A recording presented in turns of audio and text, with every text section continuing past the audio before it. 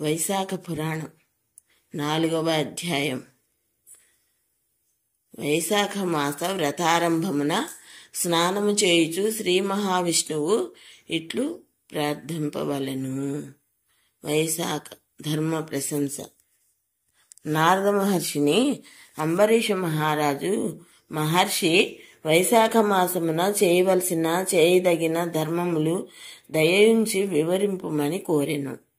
అప్పుడు నారద మహర్షి ఇట్లనెను: అంబరీష మహారాజా, నీకు గల ధర్మాసక్తికి మిక్కిలి సంతోషము కలుగుచున్నది. వినుము. నూనెతో తలంటుకొని చేయు అభ్యంగ స్నానము, పగటి నిద్ర, కంచు పాత్రలో భుజించుట, కంచు పాత్ర కాక మరి ఒక పాత్రలో భుజింపవలనని నారదుని ఉద్దేశం కాదు. వ్రతము ఆచరించువారు పాత్రలో కంచములో భుజింపరాదు. అరటి ఆకు, విస్తరాకు, తామరాకు మున్నగు ఆకులయందు భుజింపవలెను అని నారదుని అభిప్రాయం. ధనవంతులు బంగారు, వెండి పాత్రల్లోనూ, సామాన్యులు కంచు పాత్రల్లోనూ ప్రాతకాలమున వెనుకటి దినముల్లో భుజించెడివారు.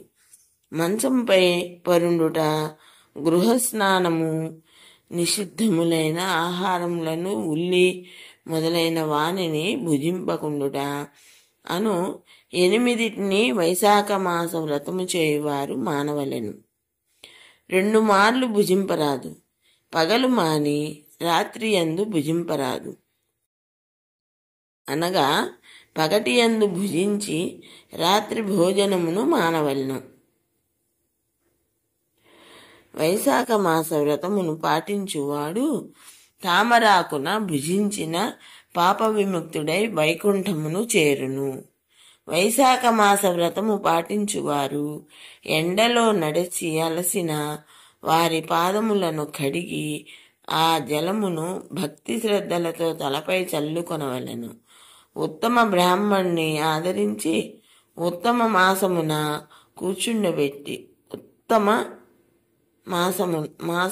కూర్చుండబెట్టి వానిచే శ్రీ మహావిష్ణువుగా భావించి వాని పాదములను నీటిచే కడిగి ఆ పవిత్ర జలమును తలపై చల్లుకున్న వాని పాపములన్నీయో పటాపంచలై నశించును.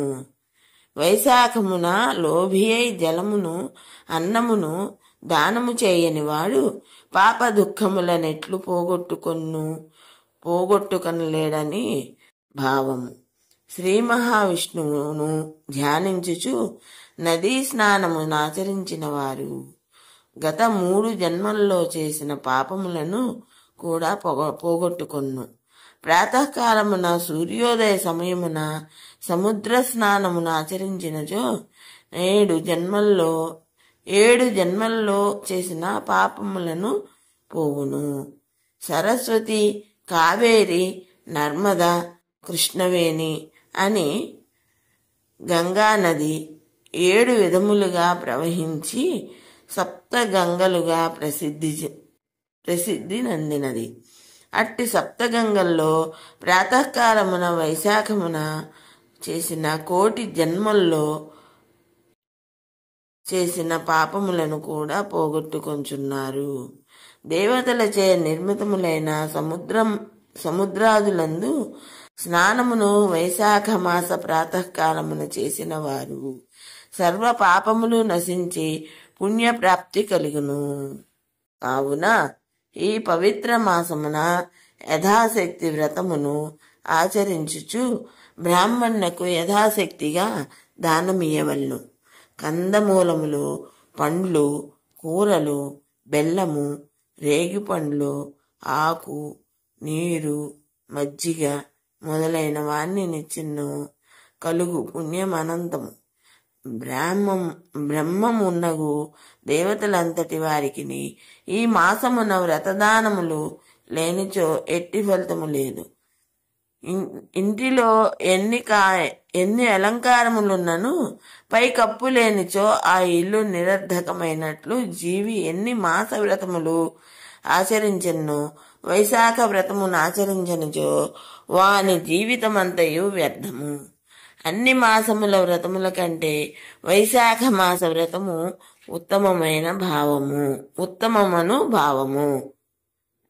గుణములెన్నియున్నను దయాగుణము లేకున్నచో వ్యర్థములైనట్లుగా సద్వ్రతము ఎన్నిటిని చేసిన్ను వైశాఖ మాస వ్రతమును చేయనిచో అన్నియు వ్యర్థములగును సుమా. శాఖ సూపాదులు అంటే కూర పప్పు ఎంత ఉత్తములైనను ఎంత బాగుగా వండినను ఉప్పు లేనిచో వ్యర్థములైనట్లుగా వైశాఖ వ్రతమును చేయనిచో ఎన్ని వ్రతములను చేసిన్నో అవి అన్నియు వ్యర్థములే అగును సుమా. కావున ప్రతి ప్రాణియు నీ విషయమును గమనించి వైశాఖ మాస వ్రతమును తప్పక ఆచరించవలెను. సూర్యుడు మేషరాశి ఉండగా వైశాఖ మాసమున శ్రీ మహావిష్ణువు దయను వైశాఖ వ్రతమును ఆచరించి పొందవలెను. వైశాఖ స్నానాధికముచే సర్వ పాపక్షేమై వైకుంఠ ప్రాప్తి కలుగును. తీర్థయాత్రలు, తపము, యజ్ఞములు, దానము, హోమము మున్నగువాన్ని ఇతర మాసముల్లో చేసిన చూవచ్చు ఫలముల కంటే వైశాఖమున వ్రతము పాటించిన పైన చెప్పిన వాణిని చేసిన వచ్చు ఫలం అత్యధికము.